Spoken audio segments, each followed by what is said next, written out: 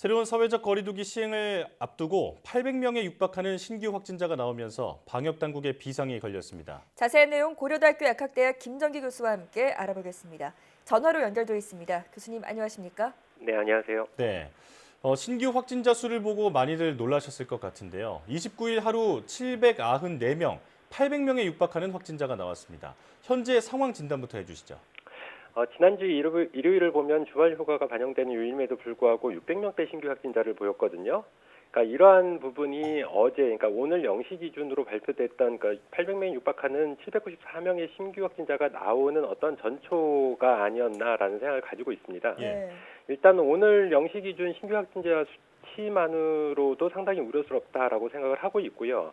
단지 신규 확진자 수치뿐만이 아니라 최근 여러 가지 지표나 상황을 보면 일단 감염 재생산 지수도 1을 넘어섰고요. 그리고 확진자 수만 봐도 직전 주 대비 수도권뿐만 아니라 전국적으로 각각 약 140명 정도가 증가하는 양상을 보였습니다.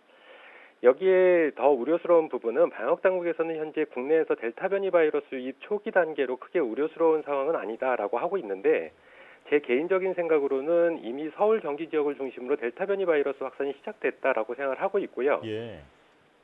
이러한 대표적인 예가 이번 경기도 어학원발 집단 감염의 원인이 아직 델타 변이 바이러스인지에 대해서는 현재 방역당국에서 조사 중이기 때문에 아직 결과는 나오지 않았습니다. 네. 근데 이 지금 집단 감염의 급속한 확산이라든가 아니면 이른바 우리가 능동 또는 수동 감시 대상자들이라고 얘기를 하는데 밀접 접촉자가 아님에도 불구하고 확진자가 속출하는 상황이 나오고 있거든요.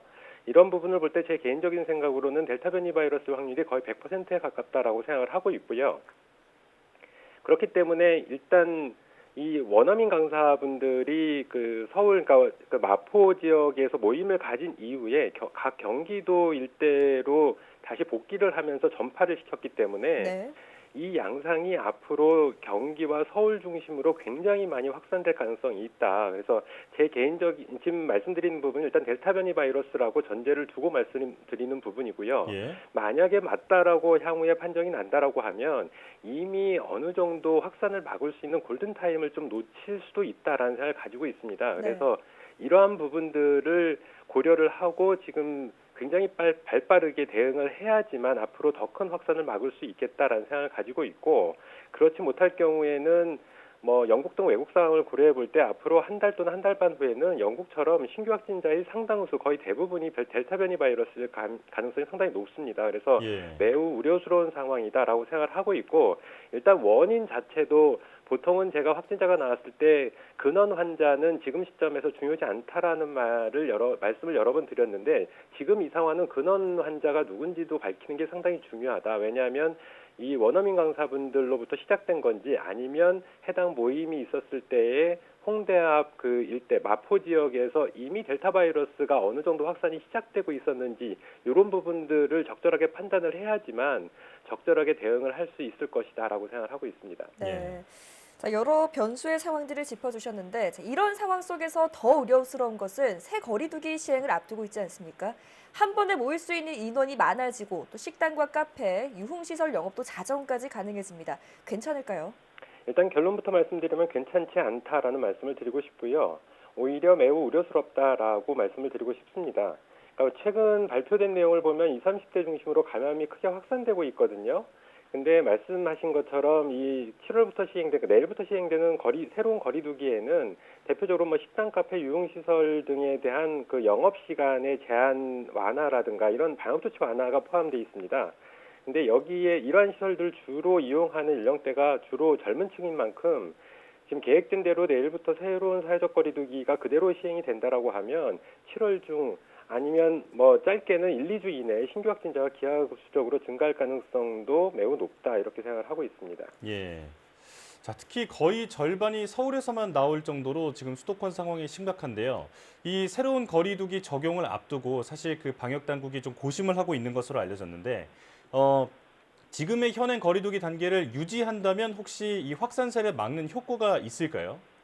일단 지금의 확산 상황, 글쎄요, 지금의 상황을 유지만 해서는 오히려 일정 부분 역부족하지 않을까 생각을 하고 있습니다. 그러니까 네. 지금 계획된 대로 완화된 사회적 거리두기를 적용을 하게 되면 이 부분은 상당히 우려스러운 부분이고, 예. 지금 오늘까지 시행되는 거리두기를 그대로 지속을 한다. 그럼에도 불구하고 확산세는 이어질 거다라고 생각을 하고 있습니다. 예. 그렇기 때문에 제가 생각하는 근본 원인 중에 하나는 일단 변이 바이러스 요인이 상당히 크다라고 생각을 하기 때문에 그거에 맞는 적절한 대응 조치, 오히려 방역 조치 강화도 필요할 것이다.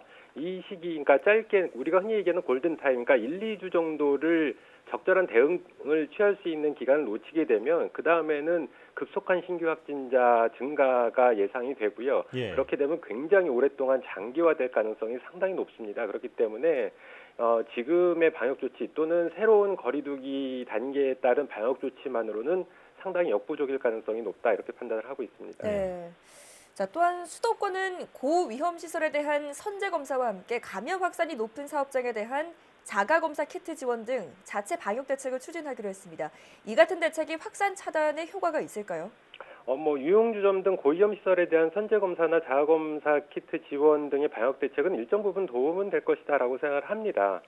하지만 앞서 말씀드린 것처럼 현 상황은 급속한 확산이 예상되고 있는 매우 엄중한 상황이거든요. 예. 그래서 이러한 선제 검사나 아니면 자가 검사 키트 지원 확대만으로는 한계가 분명히 있을 걸로 생각을 하고 있고요. 네. 근본적으로는 거리두기 단계 격상 등 방역 수칙 강화 조치 없이는 앞으로 현 상황 극복은 쉽지 않을 거다라고 개인적으로 판단을 하고 있습니다. 예. 더군다나 앞서 말씀드린 것처럼 만일 제가 예측하고 있는 대로 지금의 확산 원인이 델타 변이 바이러스라고 하면 지금이 정말로 골든타임이기 때문에 이때 적절히 대응을 해야 된다. 머뭇거리게 되면 앞으로의 상황은 우리가 예측하는 그 이상으로 악화될 수 있다라고 생각을 하고 있습니다. 네. 예. 변이 바이러스가 확산하기 전에 지금 이 골든 타임을 놓쳐서는 안 된다 이렇게 강조해 주셨습니다. 백신 얘기 나눠보겠습니다. 화이자나 모더나 백신 접종 후에 심근염과 심낭염 이상 반응 사례가 보고됐습니다. 특히 남성 청소년과 청년층을 중심으로 발생했는데 어떤 이유 때문일까요? 일단 남성, 여성 이 성별의 차이에 대해서는 명확하게는 현재 단계는 알 수는 없습니다. 다만 말씀하신 것처럼 화이자나 모더나 백신 접종 대상자, 즉 주로 이제 청소년이나 청년층에서 주로 심근염이나 심낭염이 발생하고 있는 걸로 알려지고 있거든요. 물론 예. 빈도수는 좀 낮긴 하지만 어쨌든 이 심근염이나 심낭염 같은 경우에는 말 그대로 심장에 염증이 발생하는 질환입니다. 발생에 있어서 다양한 원인이 있는데 가장 대표적인 원인이 바이러스나 세균 등의 감염에 의한 염증 반응이거든요.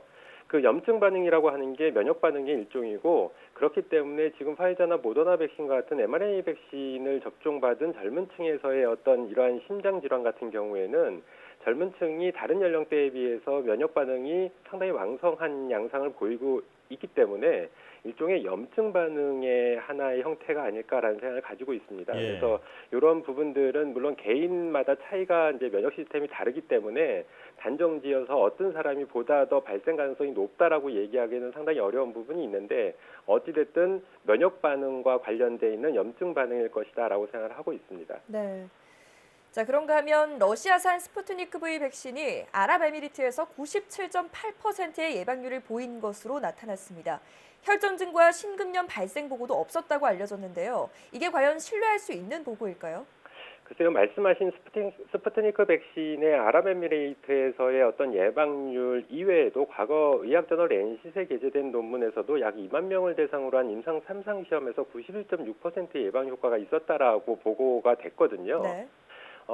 지금 자세한 연구 결과들을 확인할 수 없는 상황에서 보도 또는 보고된 내용을 믿을 수밖에 없는데 일단 언론에 보도된 내용이라든가 아니면 논문에 보고된 내용도 그 결과를 어떻게 작성을 하느냐에 따라서 달라질 수가 있고 어떤 의혹이 있지 않을까라는 부분도 완전히 배제할 수는 없습니다. 네.